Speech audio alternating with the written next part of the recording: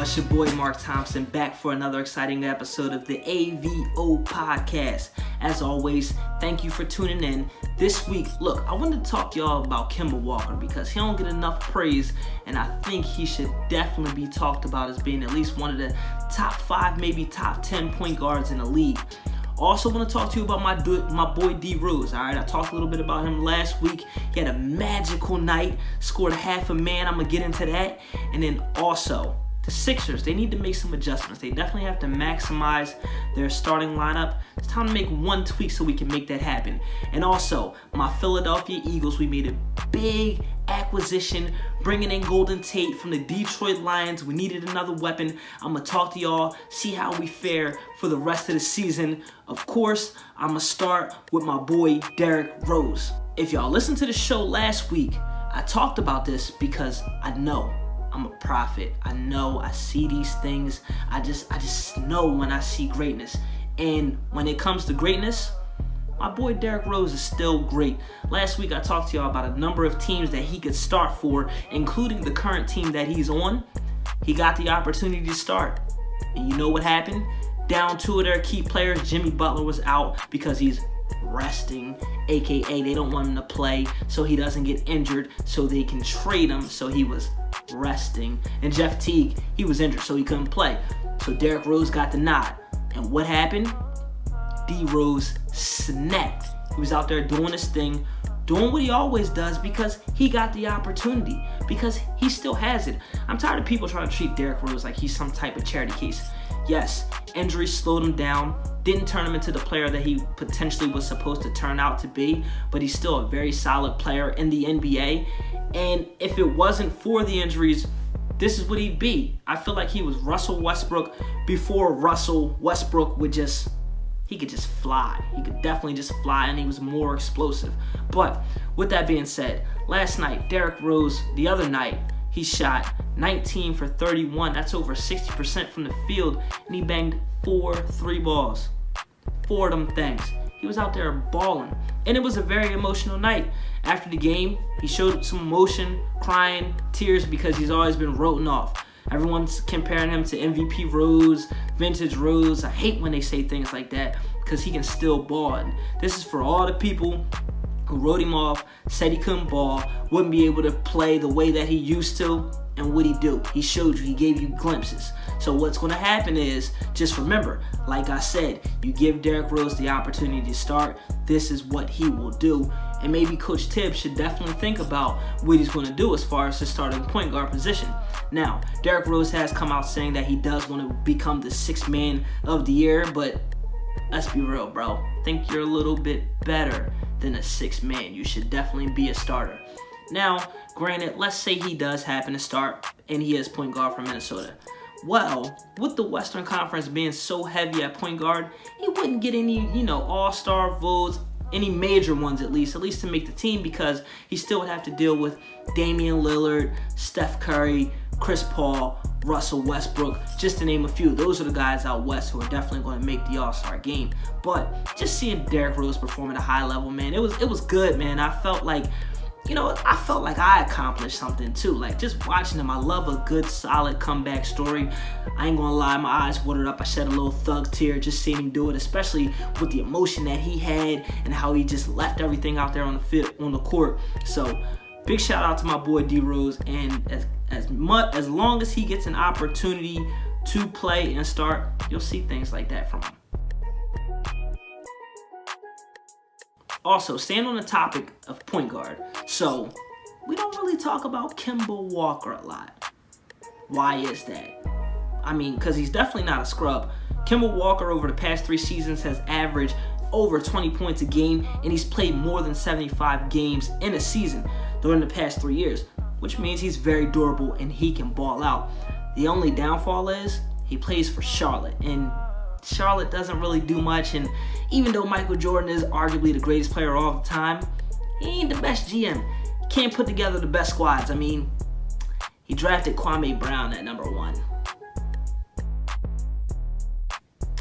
So yeah, that's how he evaluates talent. But with that being said, Kemba Walker, listen, in my opinion, he's no different from Kyrie Irving. Now wait, hear me out.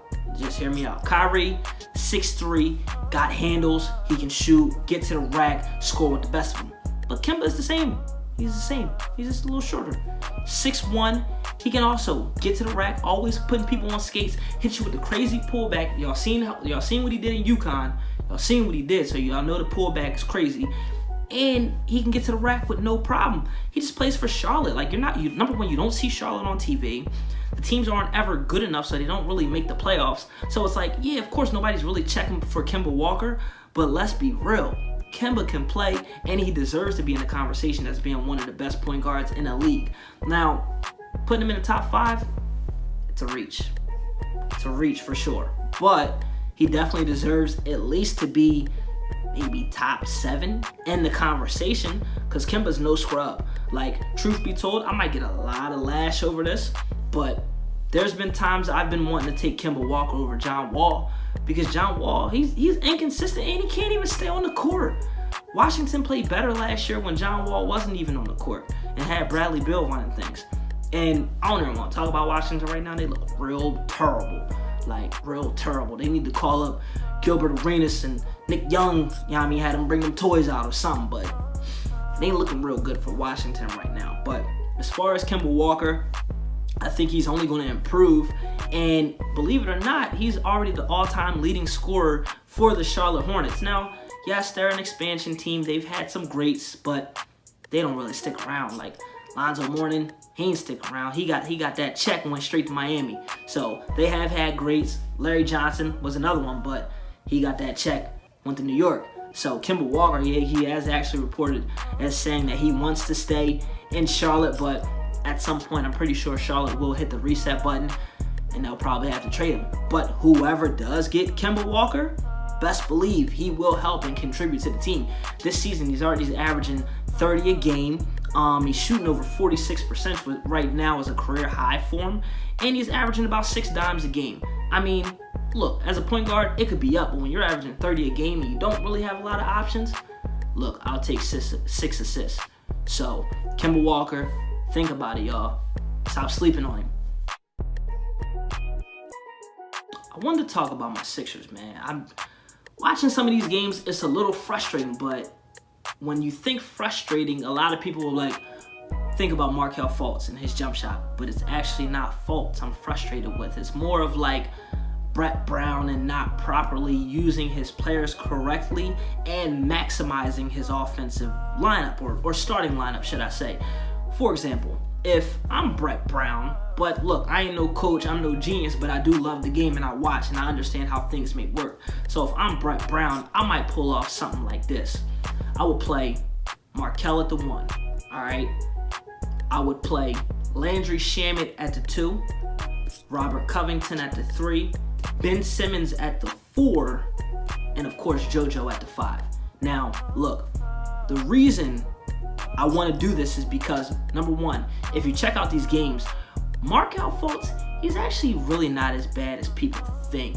Like, I watch pretty much every Sixers game, and I'm actually proud to say it. I don't need to buy a league pass because my Sixers are good, so I don't have to watch any other team, so I'm cool with that. So I watch these guys to a T. But as far as Markelle Fultz, he can handle the rock, he can penetrate, pause, with no problem. He can kick it out to the wide open man. He can do a number of things. He just can't shoot. Another thing that I'm a little concerned about Markelle is he's still a little antsy on defense, but if you want to be technical, I'd say he's still a rookie because he hasn't even played 30 games as a professional yet. So he's growing each and every game you see. Now, the reason I like to put him at the point is because he's so much better with the ball in his hand. Now, people are like, well, dang, Mark, why would you want to take Ben off the ball? Hold on, hear me out. Now, when it comes to Ben, right, we know what Ben can do. He can drive, he can kick, he can pass, he's 6'10", he can rebound, he can defend, he can play the lane, he can do it all. But Ben is an offensive liability, and I'm going to tell you why. Because Pete, right? So if Ben is at the top key, it's almost kind of how it was with Rondo.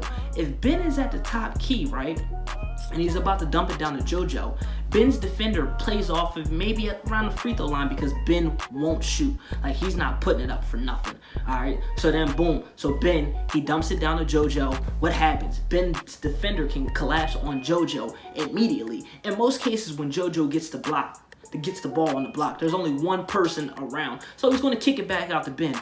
So what happens is Ben gets the rock. He's either going to dish it out or he's going to try to attack. Once he tries to attack, then he dribbles and he might stop, or he'll either get there. But once he stops, he stays on his pivot. He'll pivot a little bit, then make a pass. The offense is completely slowed down because of Ben's one inability, and that's to shoot. Now, people can arguably say Markelle Fultz can't shoot either, but at least he's pulling it. And when he does pull, some of them drop. They don't all drop, but give him time. They will. Now, taking Ben off the ball, that doesn't do anything. That doesn't hurt the team, because if he's at the 4, he's always going to have a mismatch because he can blow by his defender. And then think about this. When Ben gets the rebound, he's out. So he's pushing, right? So he can either dish out to Markelle, or, he can throw out to Covington, Covington like that, pull up 3, or he can take it to the rack. Do you know what I'm saying? So look at it like this. The Sixers just got bombed last week by Milwaukee. Giannis laid down the blueprint. That's how Ben Simmons should ball. The Sixers, like the best case scenario for the Sixers is if Ben can turn into Giannis. Like, we all know Giannis wasn't the greatest shooter just a couple of years ago.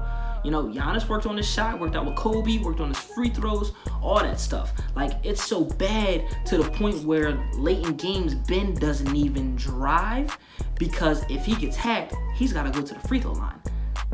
And that's not his strong suit. And another reason why you put Ben at the 4 is because Dario Saric, he ain't been the homie this year. I don't think I've yelled out the homie one time this season. Last year, I was yelling out the homie all the time because Dario Saric was doing his thing.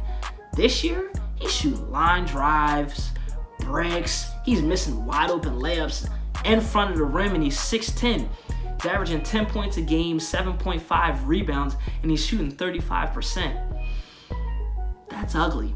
That's really ugly. And this is our starting 4 we're talking about. So if you bring Dario Saric off the bench and pair him up with JJ Redick, that gives us more opportunities with our bench play. Now, because Brett Brown loves TJ McConnell so much, you can technically make him the backup 1 behind Markelle Fultz. So he's not really missing out on all his best players. He's just, doing a little shuffle. And you know what? We still haven't even got Wilson Chandler let. So the Sixers still have a lot of room to improve and grow, and I'm very excited to see what they're going to do. It's still a young season, but as long as they beat the teams that they're supposed to right now, it'll be all good. Like, you can't really expect the Sixers to beat Boston. You can't really expect them to beat Toronto. Those teams are far more superior than the Sixers at this point. So as long as we take out the Indianas, the Washingtons, the Milwaukees, the Orlandos, the Charlottes, you name it, win those games, beat them scrub teams out west as well, look, we got an opportunity. So just beat the Clippers the other night. Joel had a hell of a game, and I'm just happy to see what the Sixers can do. But if Brett Brown is smart and he wants to maximize his starting 5, Markelle plays the 1, Ben plays the 4, Dario and JJ off the bench. Come on. Think about it. Moving on. Listen, I know a lot of my Eagles fans are very, very excited. We're just coming off that win against Jacksonville. Look it. I'll take going 2-1 in the bye week. I'm just saying 2-1. Look, I know the record is 4-4. They have 500. Look, we got to take every small victory we can at this point, because the Eagles could easily be 8-0 because they made a lot of mistakes. They shot themselves in the foot. All the losses. All of them except, no, pretty much all their losses, they shot themselves in the foot. So I'll take it. I'll take 2-1 going into the bye week. 4-4 in the bye week. We got Dallas Monday night as soon as we return. Now, we just acquired Golden Tate. I think it was a very good pickup. Good pickup for the Birds. We did need another weapon. Now, my only concern... Now, wait, before I get into my concern, let me talk about what we actually have in Golden Tate. Golden Tate, the past 4 seasons, 4 out of 5 seasons, has averaged over 1,000 yards receiving, and he already has over 500 yards now with 3 touchdowns. So you know those numbers are all going to rise playing with Carson Wentz. Now, the one good thing about having about having Golden Tate is, like, he's a physical receiver. He's also a possession receiver, and he can be a little bit of a burner when he gets in the open field. He's not going to be like Deshaun Jackson. We were spoiled when we had him back in the day, so he can be a burner in the open field. So, we can get those quick dump passes off, and it will also take pressure off of Zach Ertz, Dallas Goedert, and Alshon Jeffrey. So I think it's a wonderful pickup. Now, my only concern is this. It's great that we picked up another wide receiver, another weapon. Of course, Carson needs as many weapons as we possibly can get. But still a little shaky in the offensive line. Like, if we can't protect Carson, does it really matter who we pick up? Carson, he's always escaping the pocket. He has to. He has no choice. He has to extend the play because he's not getting enough time to find the wide open man. Now, granted, things may be a little bit different now with Golden Tate. We'll see how it goes, but that is one of my concerns going into the second half of this season. Now, at the beginning, I had my Eagles going 12-4. As you can see, they're about average. So we got to take it one game at a time. Usually I would do my predictions the rest of the way out. Nah, not doing it. Look, let's just go in, beat Dallas, because, Golden Tate, he actually already had 2 touchdowns against Dallas this season. So if he can keep that magic and help us, because now he's a bird, I'm good with that. But we got to take it one game at a time. Like I said, I'm happy being 4-4. Going into the bye week, we can rest up. Gives Tate some time to learn the offense, get acclimated with his teammates, get some chemistry with Carson Wentz. And next thing you know, we might be able to make another run. So let's make it happen. As far as bringing back Golden Tate, let's not think about that right now. I know we got a lot of players on the books and things that we need to be concerned about, but we got some players coming off the books as well. We got Jay Ajayi coming off the books, Darren Sproles coming off the books, and I believe Jason Peters will also be coming off the books as well. And we know Carson's supposed to be getting that big money, but I think Carson, he's a god man. He's a godly man. He might take a little extra money to win. So maybe we can re-sign Golden Tate. Maybe we can re-sign other players and bring on other players as well to help this team continue to stay contenders. So we'll see. Like I said, one game at a time at this point, because we can't overlook anybody, because that's the reason why we're sitting 4-4, truth be told. Once again, thank you for tuning in for the AVO podcast. I will be back next week. Go Birds, go Sixers. Peace.